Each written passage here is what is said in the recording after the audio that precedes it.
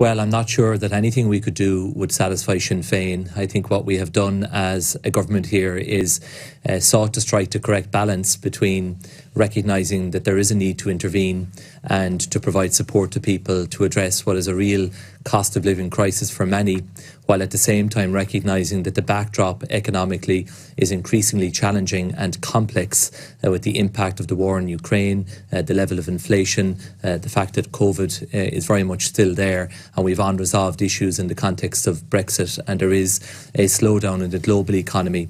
So what we have done here is agreed that the budget package for 2023 will be increased. It will be €6.7 billion.